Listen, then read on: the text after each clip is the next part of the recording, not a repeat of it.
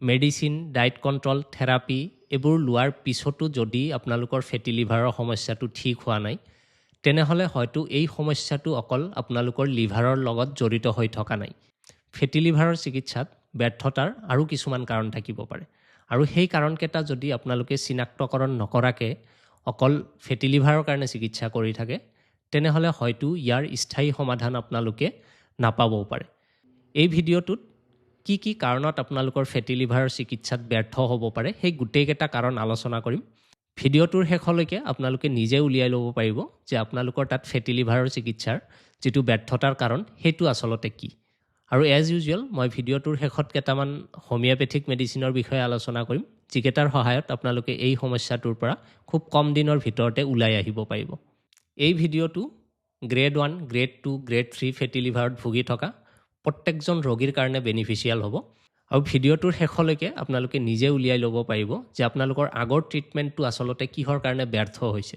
ফেটি লিভাৰৰ সমস্যাৰ চিকিৎসাৰ ব্যৰ্থতাৰ প্ৰথম কাৰণ হৈছে আপোনালোকে যেতিয়া চিকিৎসাৰ কাৰণে যায় বা আপোনালোকে যেতিয়া মেডিচিন লয়, অকল লিভাৰটোকহে ট্ৰিটমেণ্ট কৰা হয়। কিন্তু আচল যিটো কাৰণত আপোনালোকৰ লিভাৰত কি হয়, ফেটটো বা চৰ্বিটো জমা হয়, সেই কাৰণটোক চিনাক্তকৰণ কৰা নহয় আৰু সেই কাৰণটোৰ চিকিৎসা কৰা নহয়।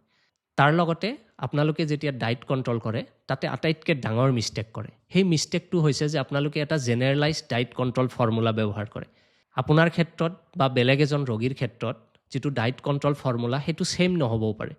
প্ৰত্যেকজন ৰোগীৰ মেটাবলিজম বেলেগ, প্ৰত্যেকজন ৰোগীৰ ক্ৰেভিং আৰু এভাৰশ্যন বেলেগ। কিছুমান ৰোগীয়ে কিবা এটা বস্তু খাই ভাল পায়, কিছুমানে আকৌ কিবা এটা বেলেগ বস্তু খাই ভাল পায়, কিছুমানে এটা বস্তু বেয়া পায়, কিছুমানে আকৌ বেলেগ এটা বস্তু বেয়া পায়।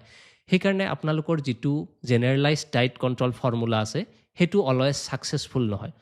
সেইকাৰণে আপোনালোকে যেতিয়া ডায়েট কণ্ট্ৰল কৰিব, আপোনালোকৰ নিজৰ যিটো মেটাবলিজম আছে সেইটো কনচিডাৰ কৰি চাব লাগিব।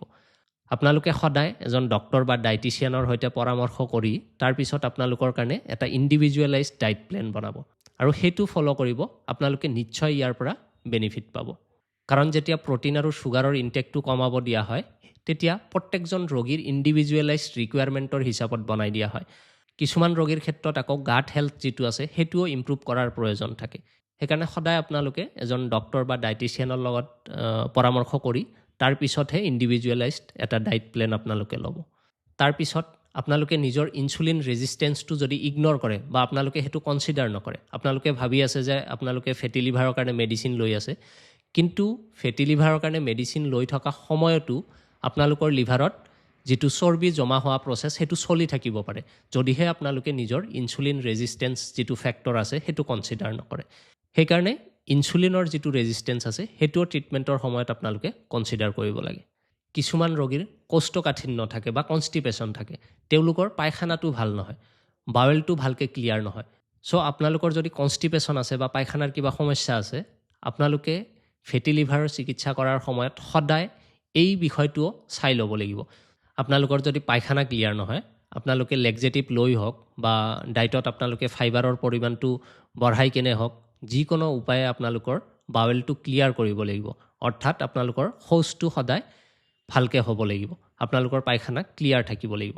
কিছুমান পুৰণা বিষত ভুগি থকা ৰোগী, তেওঁলোকে যদি ৰেগুলাৰলি পেইন কিলাৰ ব্যৱহাৰ কৰে, দীৰ্ঘদিন এচিডিটি বা গেছৰ কাৰণে যদি এণ্টাচিড মেডিচিন খাই থাকে, খুব বেছি যদি তেওঁলোকে স্পাইচি ফুড খায় বা ফাষ্ট ফুড খায় বা জাংক ফুড খায়, তাৰ লগতে যদি ৰোগীৰ এলকহল লোৱা হেবিট থাকে, এইবোৰ ৰোগীৰ ক্ষেত্ৰত আপোনালোকে ফেটি লিভাৰৰ চিকিৎসা কৰোঁতে এই যে কাৰণকেইটা ক'লোঁ, এই কাৰণকেইটাও কিন্তু ৰিমুভ কৰিব লাগিব বা নাইকিয়া কৰিব লাগিব। এতিয়া কথা হ'ল যে আপোনালোকৰ কৰিবলগীয়া কি আছে। ফাৰ্ষ্ট হৈছে আপোনালোকৰ ইনচুলিন ৰেজিষ্টেঞ্চ আছে নেকি সেইটো চিনাক্তকৰণ কৰা, আৰু যদি আছে সেইটো আপোনালোকে কাৰেক্ট কৰিব লাগিব। তাৰপিছত আপোনালোকে ফেট মেটাবলিজম আৰু বাইল ফ্ল'টো বঢ়াব লাগিব, সেইটো আপোনালোকে ইম্প্ৰুভ কৰিব লাগিব। তাৰ লগতে আপোনালোকে গাট হেল্থটো ইম্প্ৰুভ কৰিব লাগিব। আপোনালোকে মেডিচিনৰ সহায়তে হওক বা ডায়েটটো আপোনালোকে ঠিক কৰিয়ে হওক, আপোনালোকৰ পেটৰ যিটো হেল্থ আছে বা গাট হেল্থ আছে সেইটো আপোনালোকে ইম্প্ৰুভ কৰিব লাগিব। আৰু ফাইনেলি আপোনালোকে আপোনালোকৰ লাইফ ষ্টাইলটো পৰিৱৰ্তন কৰিব লাগিব। আপোনালোকৰ টোপনিৰ যদি স্কেডিউলটো ঠিক নহয়, টোপনিৰ টাইমিংটো যদি ঠিক নহয়, সেইটো আপোনালোকে ঠিক কৰিব লাগিব। আপোনালোকে অলপ হ'লেও শাৰীৰিক পৰিশ্ৰম কৰিব লাগিব। তাৰ লগতে যদি ষ্ট্ৰেছ আছে, সেই ষ্ট্ৰেছটো কমাবৰ কাৰণে চেষ্টা কৰিব লাগিব। ছুগাৰ ইনটেকটো কমাব লাগিব, মিঠা বস্তু কমকৈ খাব লাগিব, আপোনালোকে ৰেডি টু ইট বা ৰেডি টু কুক যিবোৰ পেকেট ফুড আছে সেইবোৰ এভইড কৰিব। ফ্ৰেছ বনোৱা যিবোৰ খানা আছে সেইবোৰ খাবৰ কাৰণে চেষ্টা কৰিব আৰু তাৰ লগতে আপোনালোকে শ্লিপ শ্বেডিউলটো মেইনটেইন কৰিব।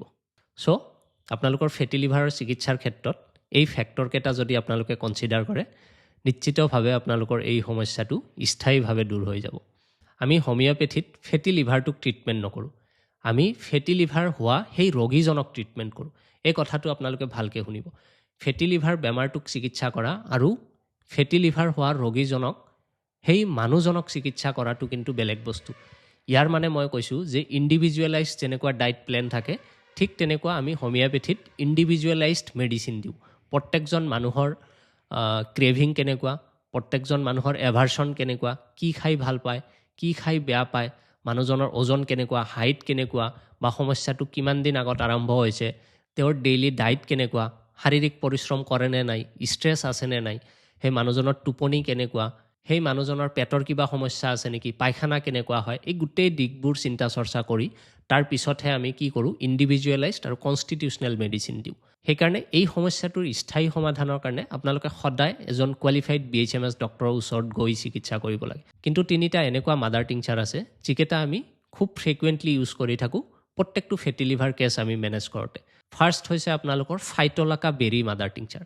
এই মেডিচিনটো 15 টোপালকৈ আধা কাপ পানীৰ লগত মিলাই দিনত 3 বাৰ খাব দিয়া হয়। তাৰ লগতে কালমেক মাদাৰ টিংচাৰ আৰু চেলিডনিয়াম মাদাৰ টিংচাৰ, এই দুটা মেডিচিনো আপোনাৰ 15 টোপালকৈ আধা কাপ পানীত মিলাই দিনত 3 বাৰ খাব দিয়া হয়। আপোনালোকে এই তিনিটা মেডিচিন নিজৰ ফালৰ পৰাও 1 মাহমান খাই চাব পাৰে। যদি ইম্প্ৰুভমেণ্ট ফিল হয় তেনেহ'লে আপোনালোকে আৰু 2 মাহমান কণ্টিনিউ কৰিব। কিন্তু ইন কেছ যদি মেডিচিনকেইটা আপোনাৰ তাত ৰেছপন্স নকৰে তেনেহ'লে কিন্তু আপোনালোকে সদায় ডক্টৰ এজনৰ লগত পৰামৰ্শ কৰি চিকিৎসা কৰিব। আপোনালোকে যদি মোৰ পৰা চিকিৎসা ল'ব বিচাৰে তেনেহ'লে এই স্ক্ৰীনত দিয়া নম্বৰটোত কল কৰি আপোনালোকে মোৰ চেম্বাৰটো আহিব পাৰে। আপোনালোকৰ যদি কিবা প্ৰশ্ন আছে আপোনালোকে কমেণ্টত লিখিব, মই উত্তৰ দিবলৈ চেষ্টা কৰিম। যদি ভিডিঅ'টো ভাল লাগিছে তেনেহ'লে ভিডিঅ'টো লাইক আৰু শ্বেয়াৰ কৰিব। মোৰ চেনেলটো বা পেজটোলৈ যদি আপোনালোকে প্ৰথমবাৰৰ বাবে আহিছে তেনেহ'লে এইটো লাইক আৰু ছাবস্ক্ৰাইব কৰি থৈ দিব।